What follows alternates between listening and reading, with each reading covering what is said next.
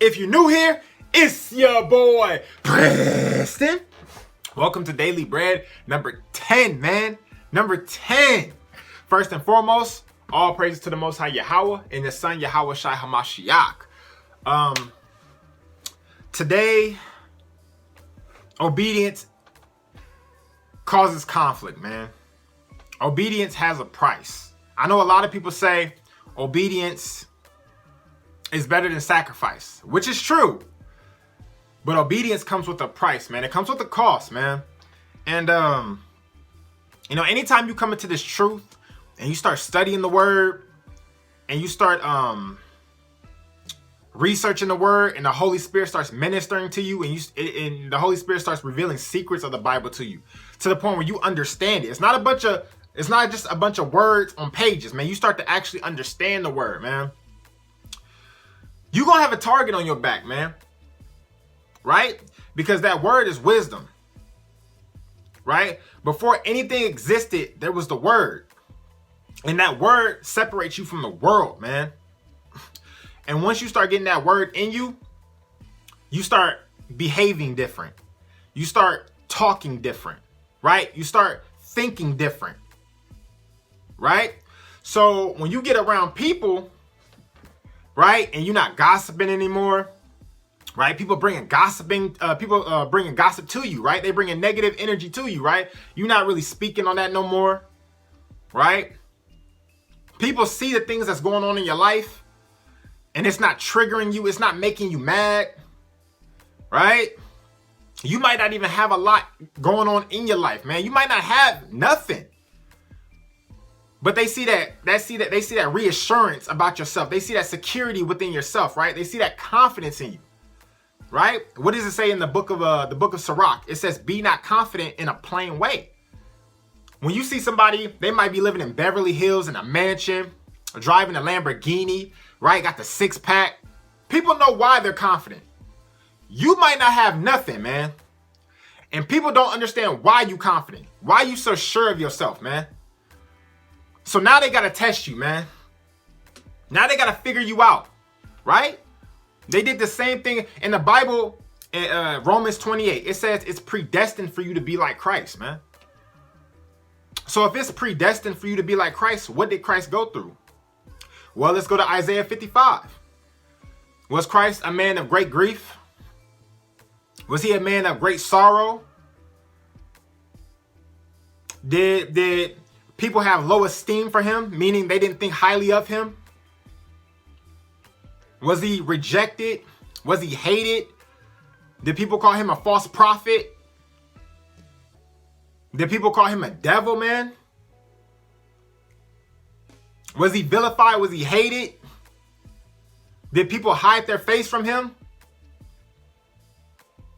So if it's predestined for you to be like Christ, that means everything that he went through, you're going to have to go through it, man.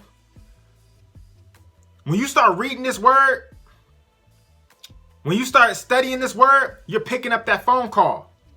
You could be just one call away, right? That's you. You getting marked, man. You marked. And so what's going to happen is people going to start testing you, man.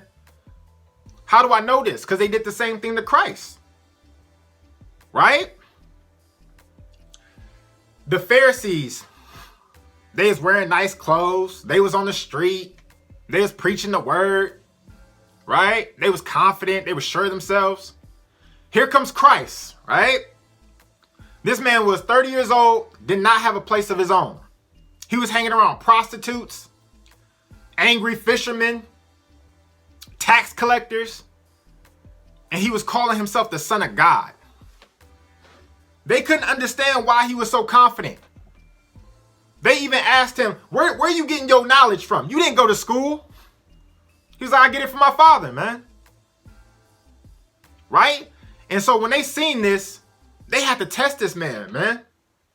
Right? What do you think about taxes? What do you think about this prostitute? Right? People are going to be waiting for you to slip up. They're going to be waiting for you to do something wrong, man, just so they can say, I got you, man. I knew you wasn't perfect. I knew there was something wrong about you. They waiting for any little thing to say about you, man. Right? They couldn't touch Christ. But when he went into that temple and he started flipping over tables, started whipping people, he went crazy, man. They was waiting for that one thing. They was waiting for that one thing to attack him, man. Your obedience is going to cause conflict with people. When you stop looking like the world, when you stop operating in the same manner as the world, when you pick up that phone call, people going to try to figure you out, man. There has to be something that I can trigger him with. I know I can get to her if I just bring this up. Let me compare her to her. Maybe if I start talking down to them, maybe they'll start getting mad and they gotta defend themselves, man. People don't get it because your confidence, your security, it comes from the Most High, man. God says he'll give you a peace that goes beyond all understanding. Right? In the book of Psalms, it says your book, your story, it's already been created. Your steps have already been ordained. There's nothing you can do to catch God off guard, man.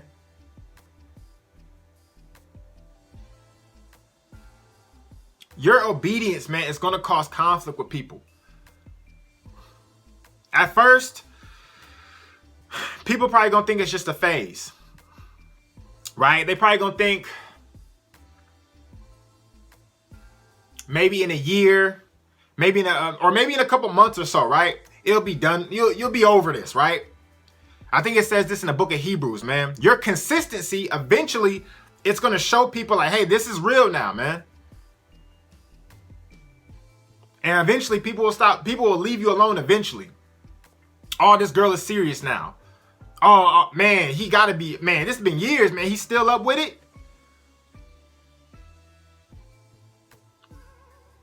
So when your obedience causes conflict, try not to get upset, but to be patient with people, man, because everybody wants to see God. Everybody wants to see a miracle. Everybody wants to see something good happen, right? But it's hard to believe that something good is going to happen, right? So when they see you coming around talking about the Most High, talking about God, talking about how he changed your life, right? People gonna test you to see if it's real, man. It's like God's putting a spotlight on you, man. People want to see something good happen.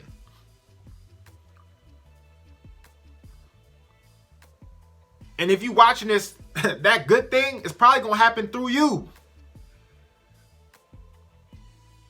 Your obedience is gonna cause conflict with people. Your obedience is going to put you in the fire, man.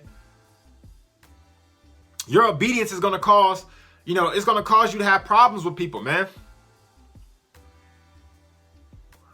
It might be within your family. It might be within your friends, right? What is Matthew 10:34, I believe, right?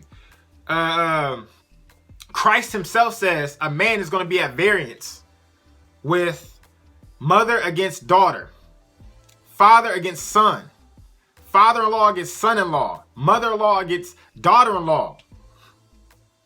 Your own enemies are going to be ones of your own household, man. Christ himself said that.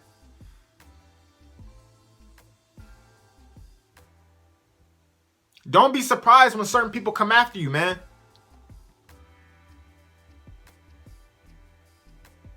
You got to stay strong. You got to stay diligent. You got to persevere through adversity, man. Because people watching you. People watching you and they waiting for you to slip up. Right? Even the Bible says to be careful of that. But sometimes the Most High gonna allow you to slip up, man. Just to reveal who's for you and who's against you.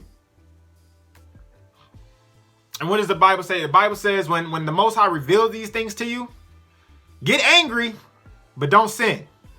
Right?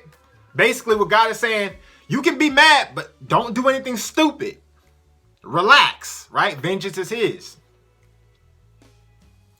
Your obedience is going to cause problems. You're not just going to turn your life over and things just going to miraculously be better. It's going to get worse, man. Because the Most High, he has to train you.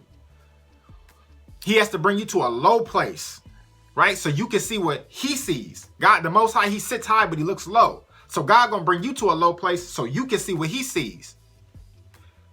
He's going to show you who your real friends are. He's going to show you who your enemies are.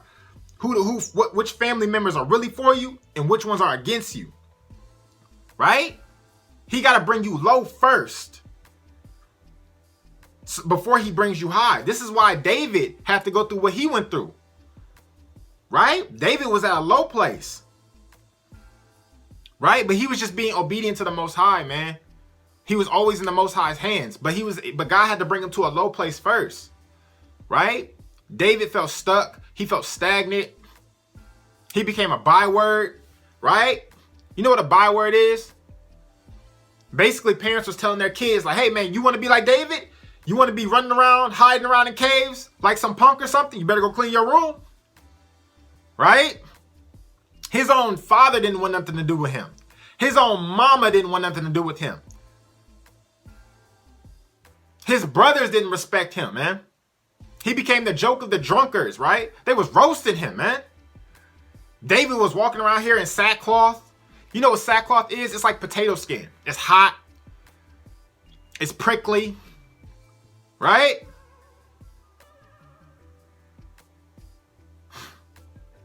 And David said while he was going through all this, man, it broke his heart, man. The things that he was seeing, the things that he was experiencing, man, it was breaking his heart, man. This was the next king of Israel. He said he was looking for people to help him. Nobody would help him. People was poisoning his food, man.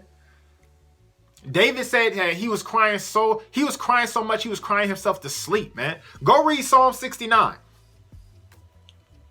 David was crying. David was a grown man crying himself to sleep every night, man.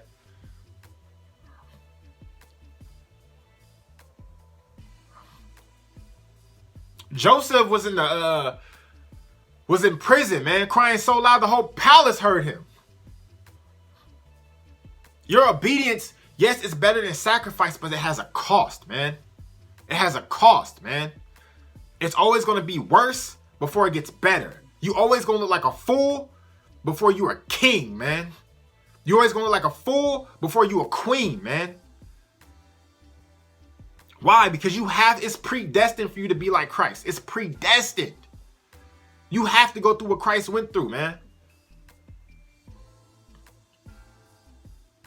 So don't be surprised when, you just trying to do the right thing and people trying to trip you up, man. People trying to wait for you to fail. People just trying to see something happen to you just so I got you, right? Obedience has a price, man. Do not grow weary in well-doing. Stay focused on God.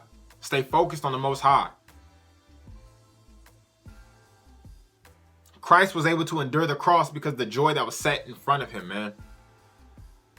I know most of y'all, God gave you a promise. God told you something, right? Stay focused on what he told you. Don't worry about what anybody's saying around you. Don't worry about what anybody's saying to you. Because the enemy gonna try, man. He gonna try to get in your head. Man, what you being obedient for, man? And don't nobody care, man. Don't nobody care you trying to be a good person. Don't nobody care that you trying to turn your life around. Who cares, man? Don't listen to the enemy, man. He a liar and ain't no truth in him.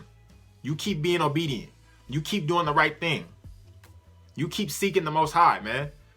You stay in your word. Keep gaining that wisdom. Keep doing the right thing. Keep winning souls. Keep beating these addictions, man. Gain control over your mind. That's the word of the day, man. Obedience has a price. Obedience has a price, man. I hope this blessed you. All praise to the Most High Yahweh. If you feel led to share this, please share this with somebody. Maybe somebody needs to hear this, man. All right. Until next time, keep the faith. Peace.